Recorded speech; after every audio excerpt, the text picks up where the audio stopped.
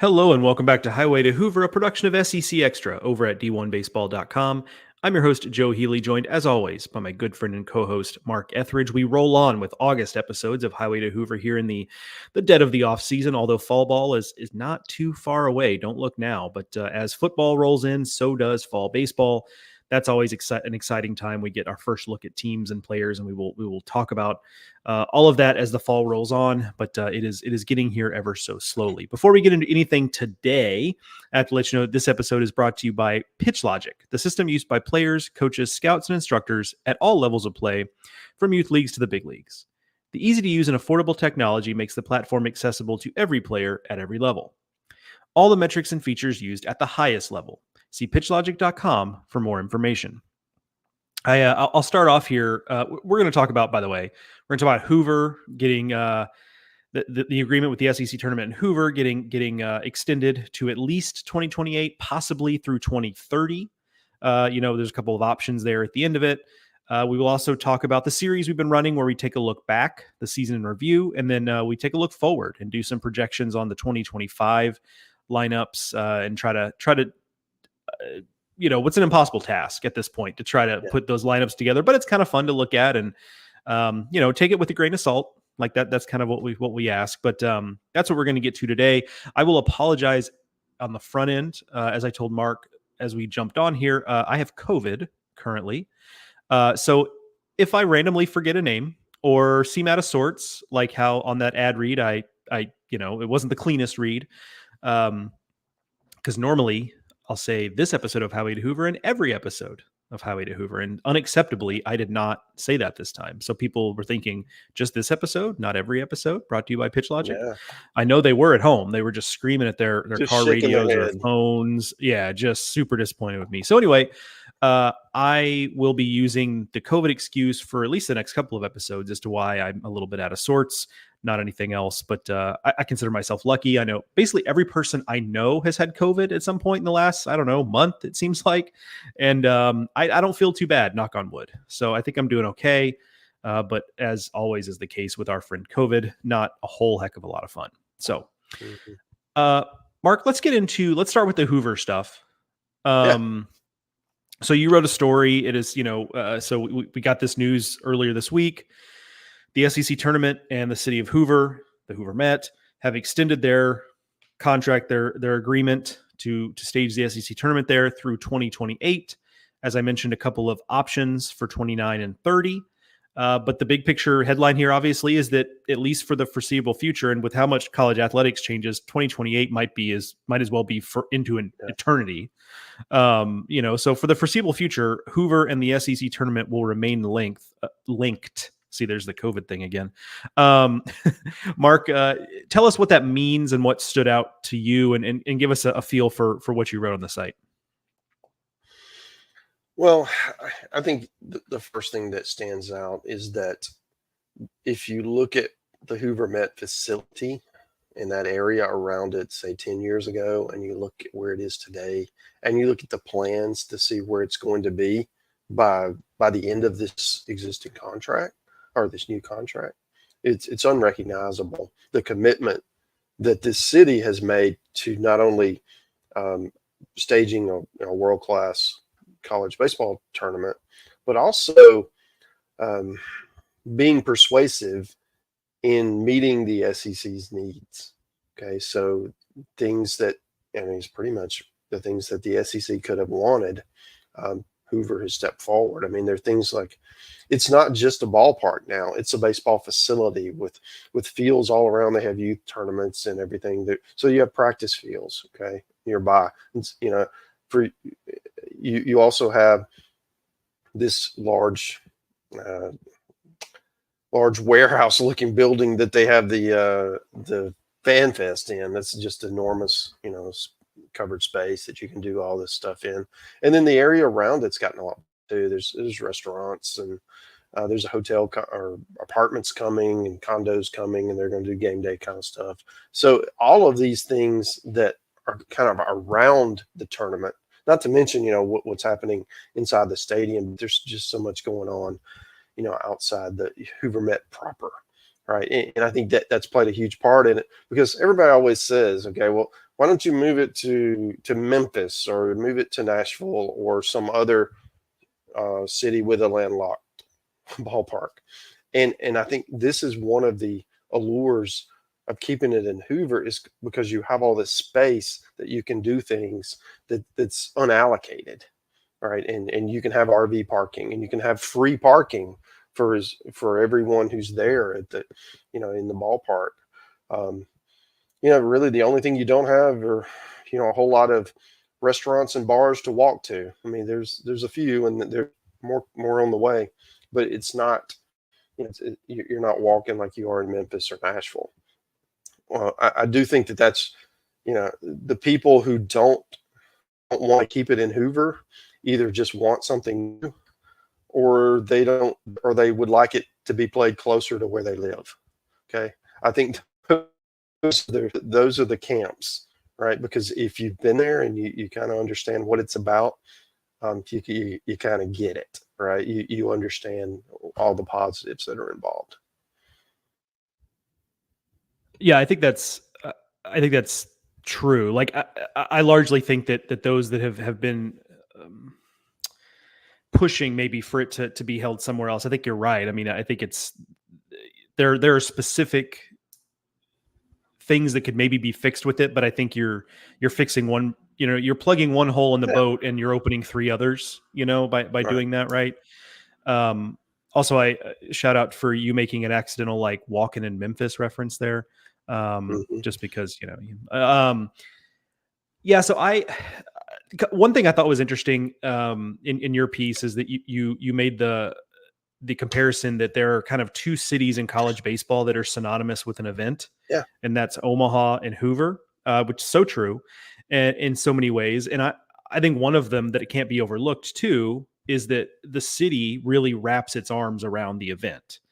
Obviously, Omaha's on a larger scale. It's a bigger city than Hoover. It's it's the granddaddy of them all in terms of college baseball stuff. But it's in a downtown area, et cetera, et cetera. But Hoover's the same way when it comes to, like you said, like the city has done a lot to maintain the facility, add to the facility. Like you see the grassy berms on the streets leading up to the Hoover Met have like SEC logos painted on them. Right. There's the flags as you go down the road have SEC logos on them. So it is just kind of a, or you go to a coffee shop or whatever in town and it says welcome SEC baseball fans on the door. Right. So that's the kind of thing too that I think matters. Like, okay, maybe it doesn't directly add to anybody's bottom line, but I do think it is a thing that makes people feel nice and feel like they want to go there and feel like they want to be there and come back year after year. And I think that's kind of an immeasurable thing that matters. That's a great Another point. thing I think. Yeah. Mm-hmm. Go ahead. I was just gonna add to your point. I mean, it's when you have a city and you have hundreds of events there, and often you have multiple at the same time, this event gets lost. I mean, it's important to us, but to the rank and file sports fan, if this is just one more event that comes to Nashville or one more event in Atlanta or Dallas, is it really that special? Is it really a big deal? Where, you have it in and it would be this way in potentially other places, but in a place like Hoover, this is such a vital part of May in that city. I mean, it's the focal point that everyone pushes towards and tries to hey, this is ours, and we want it to be successful, and we want all these sports fans to come into town, and we're going to treat them amazing, right? And that's that, that's what everybody says when they leave Omaha, right? It's, the city really embraced us when we were there, and we want to go back because we felt so welcome there. And I think that's what Hoover has tried to pattern itself after. And some things they've been pretty successful at it, and I think that's being demonstrated by the contract being extended.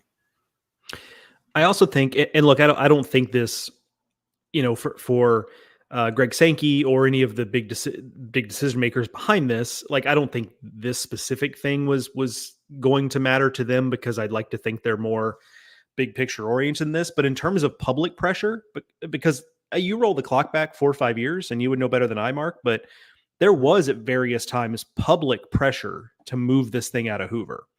And Mm-hmm. for some of it was like, really, Hoover, Alabama? But also, I don't think it can be underestimated or overestimated, I should say, the degree to which the public sentiment being positive about Hoover comes from the fact the last 2 years there hasn't been really an ounce of rain. Yeah. Now, last year it was really blessed hot this past year. So that kind of sucked. But 2 years ago, like the weather could not have been better for the whole time. And so, we got a little rain the first day in 2023, but that was it. And then last year, not a drop of rain. And so I do think that kind of, again, I don't think it matters to Greg Sankey necessarily because he's not thinking about that part of it. But I think for the fans that might have been saber rattling a little bit to move it, I think not having these just apocalyptic delays like in 2022, not having those for a couple of years has made it to where people have kind of forgotten about some of the reasons why for a long time they were asking, it to be moved, or were trying to suggest that it should be. Right. But I mean, what city is rainproof? Right. Yeah. Unless you're going to put it in Arlington. Right. And that was the thing put for in a a long dome, time. and then you have a big crowd of 15,000 people, and it Right. seems like no one's there. Yeah. Right? Just ask So the Big 12. Yeah. I mean, when you have the atmospheres that we had, anytime one of these big monster play, or you have LSU in Tennessee, or it's just rocking, man. It is really incredible, and I wonder if you have those same 15,000 people or 12,000, whatever it happens to be for that game, and you scatter those out in a big zone. I mean, it's just not the same. And maybe you get a few more, maybe you don't. But it's, to me, I don't know that's worth just having an insurance policy. You kill the atmosphere, but hey, we get to play on time, right? I don't know that I accept that trade-off. Agreed. I wouldn't either. But yeah, I think for a long time people felt like it was and I didn't hear this from anybody who was involved was in the room where it happens, to paraphrase Hamilton, but I'd hear from people that like, it just seems inevitable. It's eventually going to move to Arlington. Yeah. There was a few years ago. I don't recall the year now. I walked out of the Hoover Met after the championship game thinking that would be the last time I would step foot in that in that ballpark. Because why else would you go if the tournament's not there? And after all that history and being there for, you know how it is. You're there from 9 a.m. till 1 a.m. in the morning, and then you do it again the next day. So there's a lot of sweat equity built up in that place. And walking out, I kind of said my goodbyes, thinking, okay, well, because all indications were it was getting moved. But then, whatever happened, and Hoover stepped up to the plate, made a lot of changes, to the ballpark and in the surrounding vicinity, and now it's unrecognizable. And I think you kind of appreciate the steps that were taken to get to this point where it's not only did they get that next contract, but hey, they've got the contract, after that, and who knows, right? When 2030 rolls around, it opens up again. I'm not betting against Hoover keeping it after that point. So is it, you mentioned that time you walked out of the Hoover Met and kind of said your goodbyes. Is it awkward between you and the Hoover Met now? You know how like when you say goodbye to somebody when you're leaving a restaurant and then it turns out they're parked over by you, Sometimes, yeah. It was really, really an emotional moment for it more than me, because, I'm going to see other ballparks, and so right. Play it. That's true. It would never be the same for the Hoover Met after that. So thank goodness that it's still around. Right. That brings me to my final thing on this, and I mean this seriously, because I'd like to maybe I'd have this person on the podcast, but I've always wondered, and obviously this will not happen. However, just because I like to dabble in these like kind of wonky hypotheticals, I've always wondered what it would cost to not totally like dome in the Hoover Met or even do retractable roof in the Hoover Met, but you know how like on a smaller scale, have you seen I think it's the football stadium where the Rams play now, that new one in LA? It has a roof on it, but it's not an enclosed roof. It's more like a cover. So it's still like feels outdoor, but it's covered. I think some of the Olympic venues in Paris had this too. So like it basically just kind of putting a giant umbrella over the top of the playing surface. Right. Again, not going to happen, but I wonder what it would cost if you have any sort of idea. If you work in this world, Mm-hmm. get in touch with us because we might want to interview you on the podcast or write a story about it. Because I just think it would be kind of interesting to see, like, in this world where if I would give it just like an ounce of like seriousness here, like in this world where there's a lot of, I mean, SEC baseball is obviously not as lucrative as men's and women's basketball or football certainly, but like it feels like it's in a place where they could find the money if they wanted to, right? For something like that.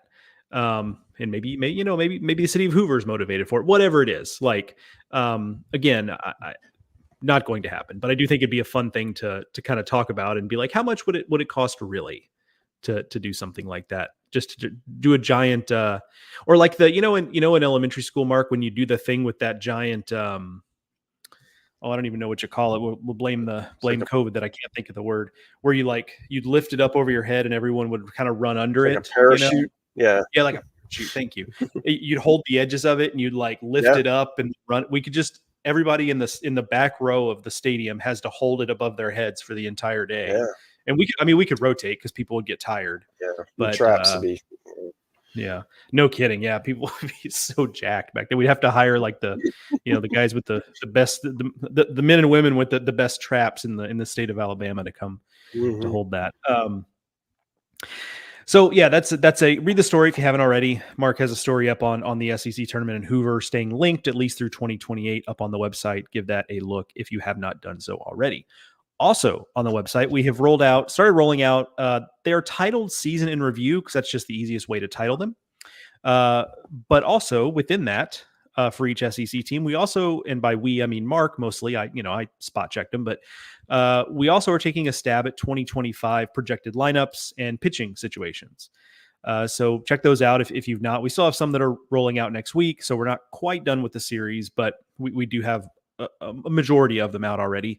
Again, taking a look at the season that was, some superlatives, and then also looking ahead at 2025 rosters, which, it should be said, is really a stab in the dark. Mark knows that better than I do because he did the vast majority of the legwork on that, and so much could change, right? I mean, yes, we have the portals base is done essentially. The draft is over, the signing deadline's passed. So, I mean, this is as concrete as we're going to get at this point. Yeah. But even still, if we had done this exercise last year and then compared it to opening day lineups, they'd look quite a bit different. And this year we actually will be able to do that. And that'll be kind of interesting to compare. So what we're going to do here is Mark and I have just kind of pulled out a handful of things that have stood out to us in this process. And as we've completed these, as we've looked at them, just as like a teaser kind of for what these 2025 rosters could look like as we head into the fall. So I'm going to kick it over to Mark first, because I'm sure he actually probably has more thoughts than I do since he was the one doing a lot of this legwork. So Mark, the floor is yours. Start us wherever you would like in terms of what has stood out to you in this process.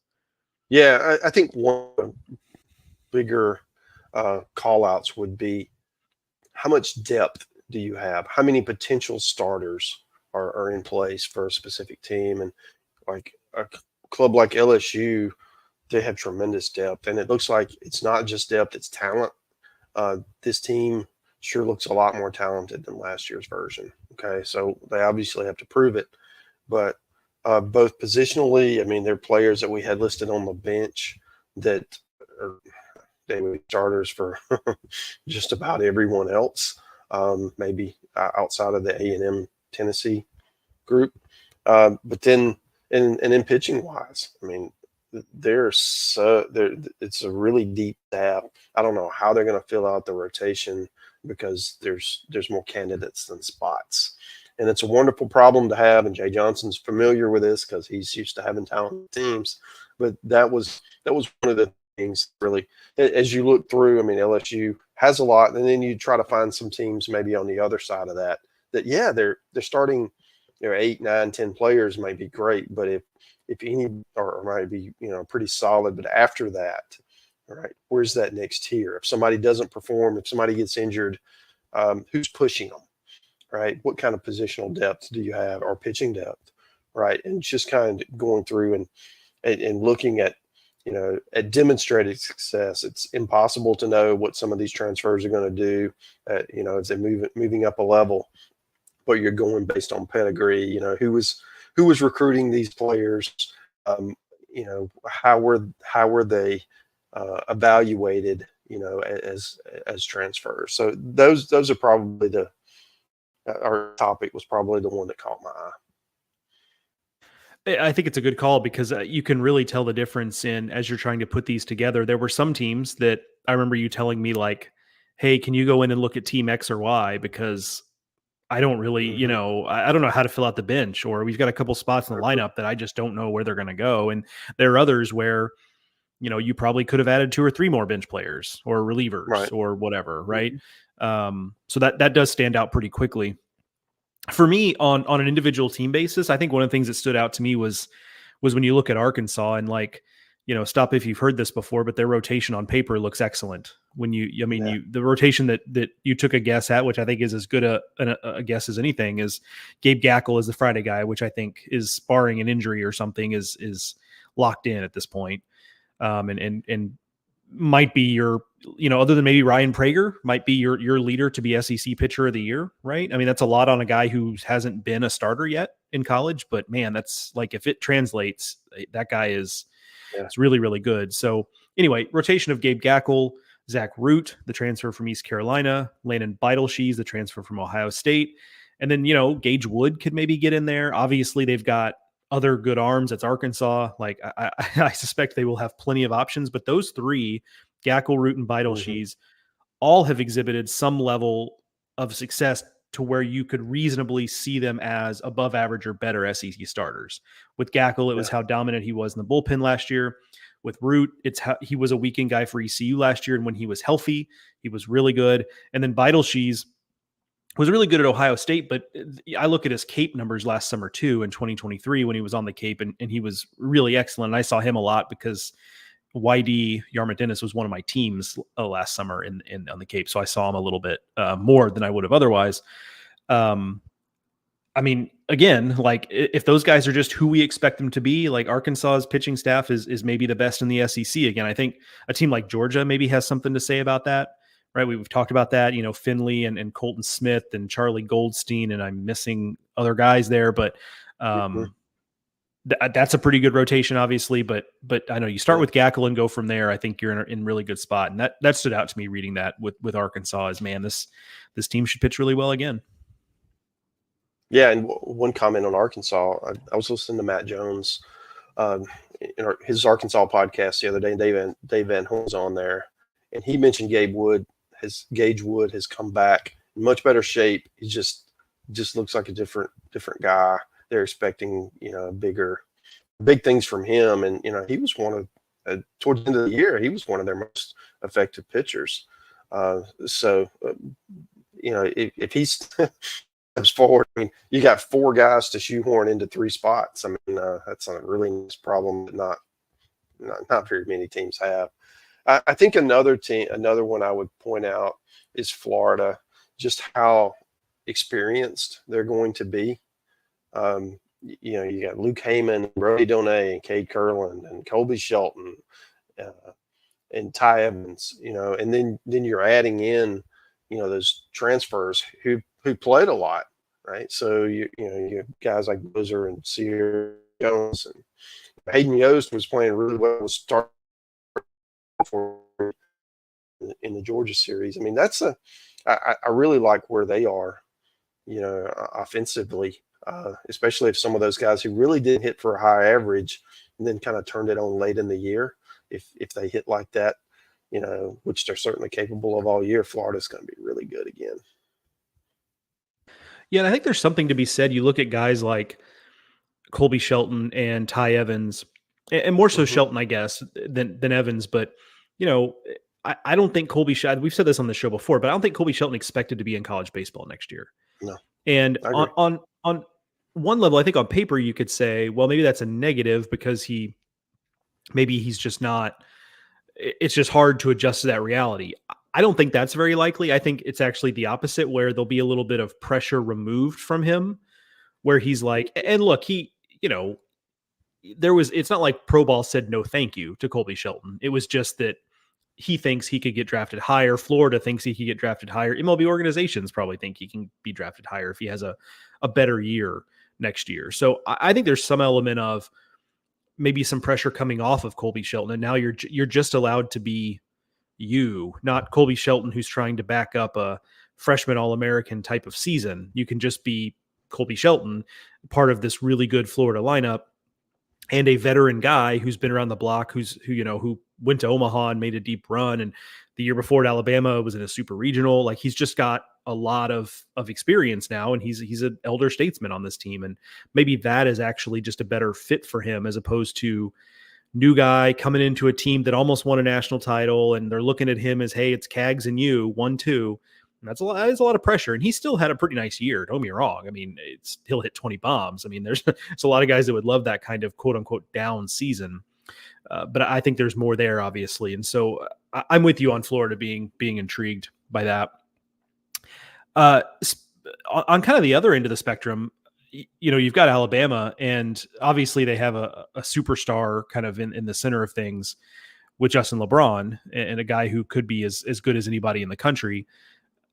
But outside of him, like, they are starting over. And that's going to be interesting. Like, they've done a pretty good job in the portal. Last year, obviously they brought in some veterans, and those, some worked out better than others, with that Alabama team. But they really are outside of LeBron. And look, he's a great guy to have. He could play anywhere in the country and would be the starting shortstop. Like, that's just his level of talent. But they're going to need a lot of other people who are new or just haven't proven themselves or what have you. They're going to need those folks to step up, because they really are pretty much starting from scratch in the lineup. Yeah.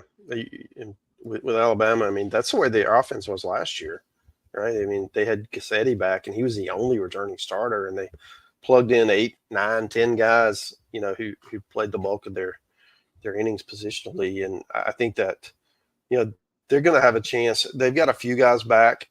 They have more. If you have more than one, you're in a better spot than you were a year ago. But LeBron's a great building block, and I do think that pitching wise, I think they'll have more depth than they did just kind of looking through it. But they do need some guys to step up, because Riley Quick might be the ace. St. Adams might be the ace. Tyler Fay, who was really good at times, in relief last year, he's got potential to step in and be a really good pitcher.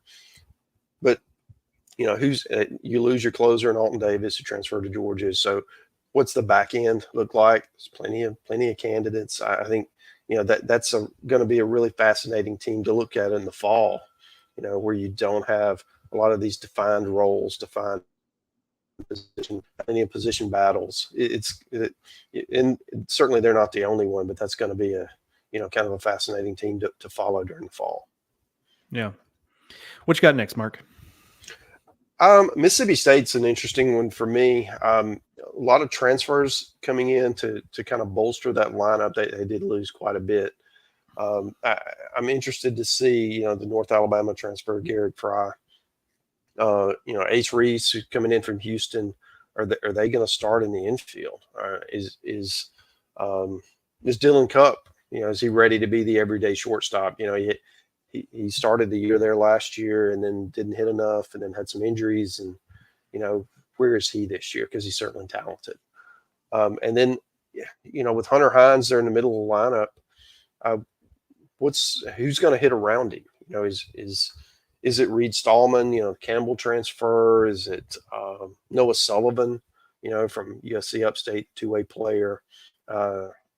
Who's Ross Highfield, the catcher who was injured a year ago? What does that look like? Nolan Stevens, very talented two-way player, right? And at times he looked like he could be their ace. The way he pitched at times last year.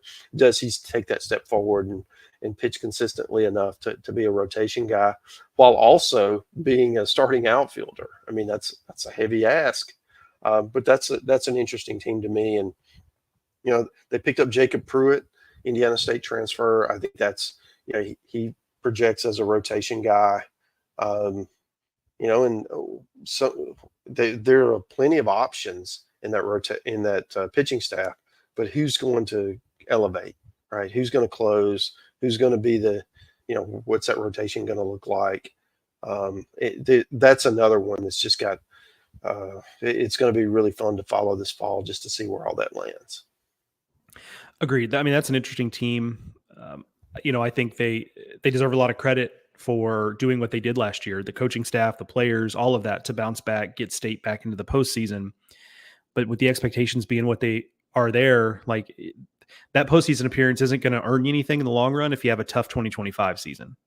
Right. That's just kind of the reality of the situation there. And they all understand that. But it does apply some pressure to the guys who are coming in to really make an impact early on. I'm kind of fascinated by Missouri just from the standpoint of in terms of position players, they bring back about as much as anybody in terms of there's some that bring back a little more, but they're in the mix among the teams that bring back, if you're just going to count up at bats and starts and whatever else. It's just a matter of how much better they get, because it's not, they pitched it pretty well last year, but not nearly well enough to make up for what was just frankly an anemic offense for much of the season. I mean, it was just such a struggle for them to score runs. It felt like they almost needed the opposition to walk guys or make errors to really get rallies going, because just stringing together 3 or 4 hits was just most of the time not going to happen. So how much better are they, right? I mean, they've got some players I like. I like Jackson Lovich. That's a nice little player there. I like that they've got a catcher in Mateo Serna who, did a serviceable job as a freshman. And, you'd think he'd be a little bit better coming back, and he's got a high ceiling. And so there are things you like. But like we've said before here, like they have decided, and God bless them, because I think you have to be a little different at Missouri. And they have decided that we're just going to try to build this up with players, mostly players from the high school ranks, and we're just going to develop. Right. And we'll see if it works, but they are sticking to those guns. And at least in 2025, in terms of experience, I mean, it's kind of the opposite of last year where they were just really young.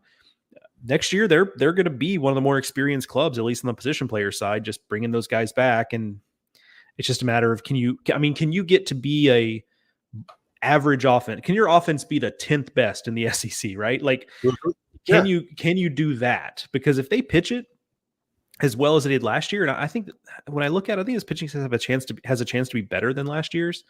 Then you're onto something. Is it good enough to be a postseason team?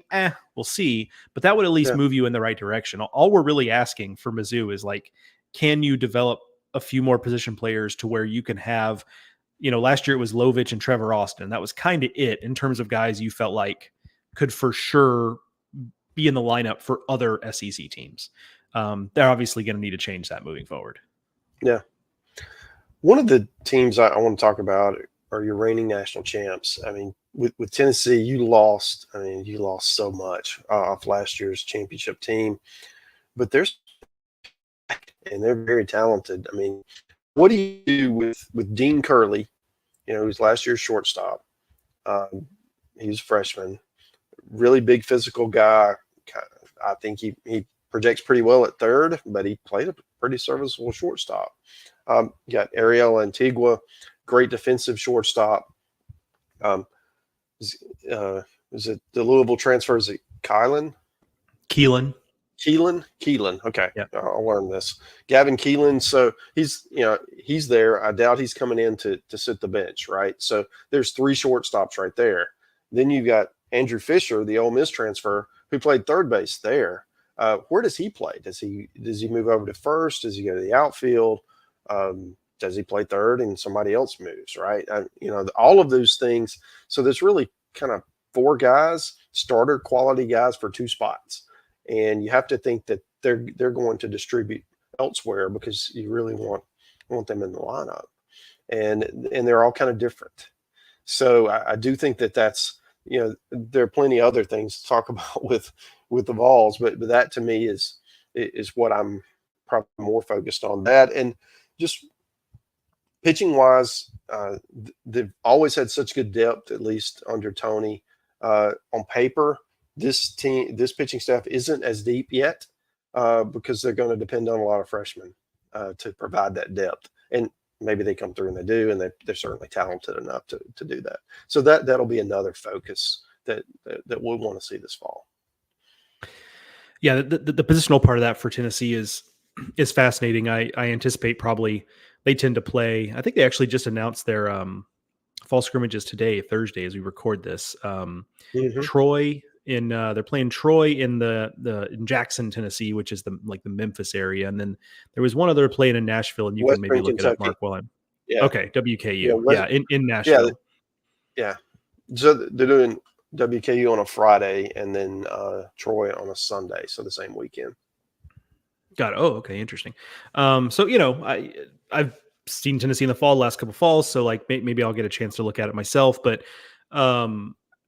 the most interesting part of it to me is the shortstop piece, because you're right that Dean Curley went in there, and okay, yeah, he probably is a third baseman in pro ball, but he did a pretty nice job, especially when you consider that he was a freshman at shortstop. But the reality is that he was not expected to be the starting shortstop. Like they thought if anybody was going to take that job that early on, it was Antigua.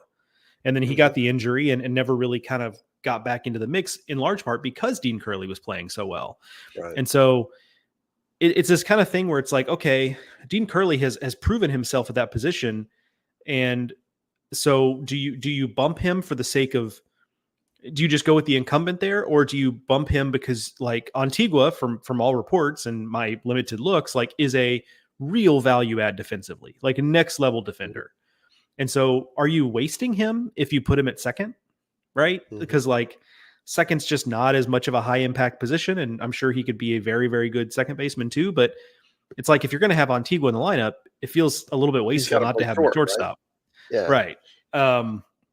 But then you're moving Curley to third, and then you do it right. And then, yes, exactly. So, I mean, that's a good problem to have. We'll see how they deal with it. I, like you, am extremely interested in that. My last one, Mark, my last one, and I don't know how many you had in the holster there, but my last one is looking at Oklahoma and just getting a feel for what they bring, in the first year in the SEC. And I'll admit, when they first made the move to the SEC. Now, mind you, this was back in before Oklahoma made it to the CWS finals, right? I mean, so we're looking at an Oklahoma that had been pretty inconsistent, and the situation was they'd been pretty inconsistent. They had a dated facility that needed some up, even within the confines of the Big 12, was looked at as, just kind of a fine facility, nothing more. But then you fast forward 3 years, and they did get to the CWS finals. They've got improvements coming to L. Mitchell in Norman.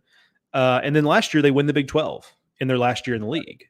And now, okay, the postseason didn't go the way they wanted, but the regular season results are such that now, I look at Oklahoma as okay, I don't think they're an SEC title contender in year one, but I thought there was a scenario, if you go back again to 2021, where there might be a rude awakening for Oklahoma going into the SEC. And now I no longer think that. I think I think they're going to come in and have something to say with it within the SEC. And that's a change for me. And I look at this roster, and we learned a lesson, Mark, in that, these projections are tough to do. Some of the Oklahoma fan base vocally told us that we had some things incorrect there that we have since gone in and remedied, but that's the risk we take doing these projections. Some of the locals know better than we do sometimes. But looking at the roster, even as we edit it, that's a roster that can compete, and to what extent we'll find out. But I kind of seeing that made me reflect on how much differently I feel about Oklahoma's chances to be a real player right away in the SEC than I did when they announced the move originally. Yeah, it could be a really high end pitching staff too. I mean, with Tyson Witherspoon, he's as good an ace. Likely he's so good. We're going to have, right? And then with Malachi Witherspoon, who was reliever last year, he's got starter stuff though. So you could Mhm. put him in the rotation. And then there's Cam Johnson, the LSU transfer, who just tantalizes you with his ability.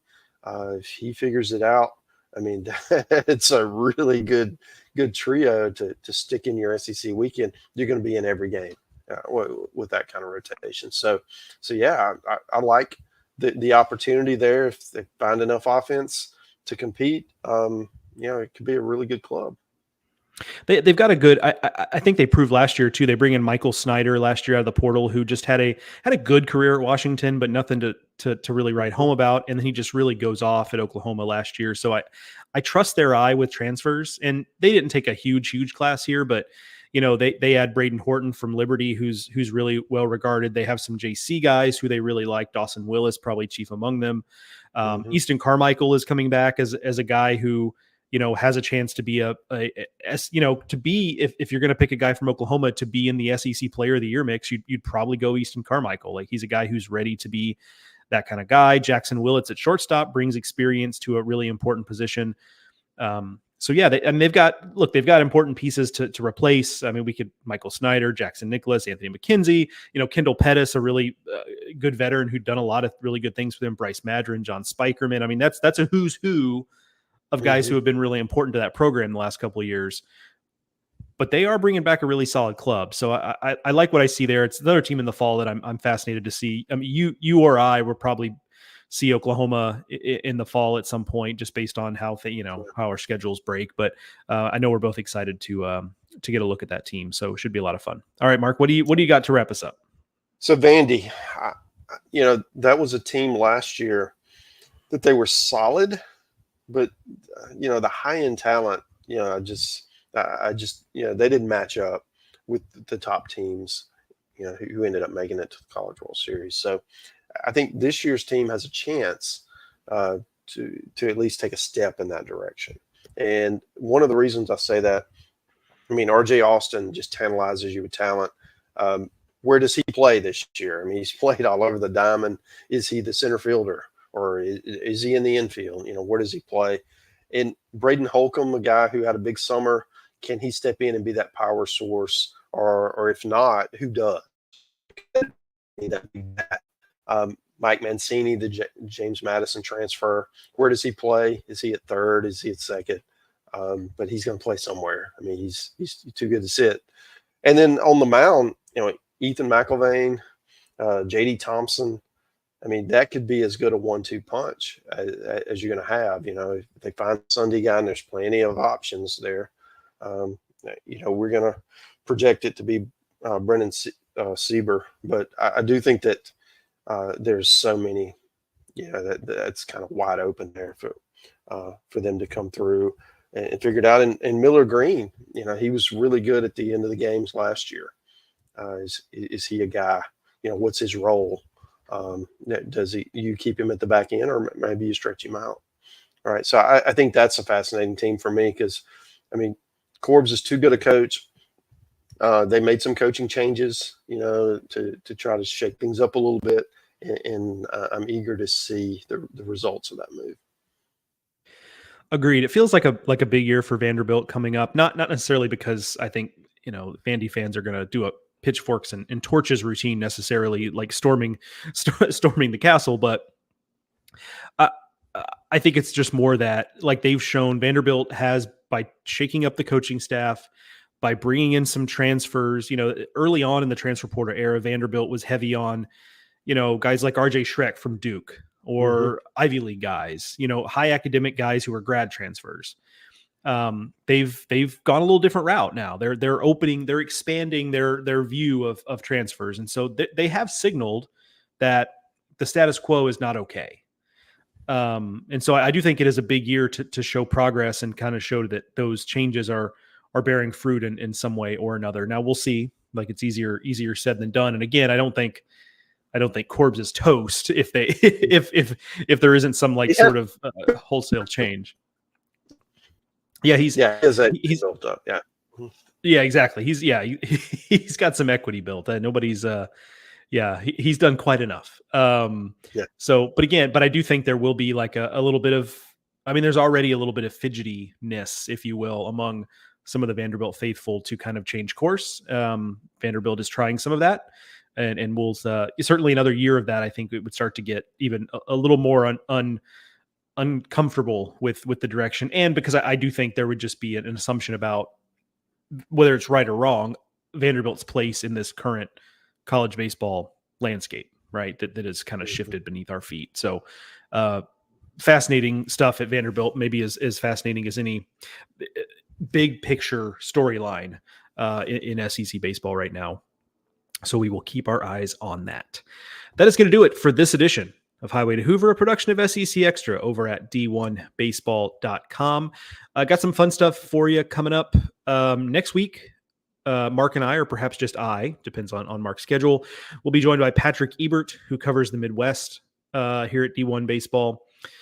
He saw a bunch of SEC players in the Northwoods League, and I wanted to bring him on to kind of talk to him about some of those players because, look, we've talked about the guys who played for Team USA. We talked about the guys who play on the Cape. The Northwoods doesn't have as many high-profile SEC guys, but if you're inclined to dismiss that league, just know that Charlie Condon's breakout did not come in the 2023 regular season. It came the previous summer in the Northwoods League. So it can happen. That's an extreme example, but I do think it shows that sometimes there are guys that are just ready to make that kind of jump. So we're going to talk to Patrick and talk about some of the guys that he saw in the Northwoods League that are going to play their baseball in the SEC. Then the week after that, the week following Labor Day, I've got an interview that I did with the Director of Player Development for the University of Missouri, Joe DeToli. We kind of just went through his history working in this field of data analytics and how he presents it to the coaching staff and what he sees as kind of how much the industry has moved just in the last several years as college teams have kind of gone more all in on data and what have you. So that interview was a lot of fun. I hope you guys enjoy it as well. So we've got some little bit different stuff coming up the next couple of weeks. Looking forward to that. But Mark and I will be here with you all off season every week leading up to the 2025 campaign. Thank you to PitchLogic for sponsoring this and every episode of the Highway to Hoover podcast. Thank you to Mark, as always, for joining me. And thank you, the listener, for listening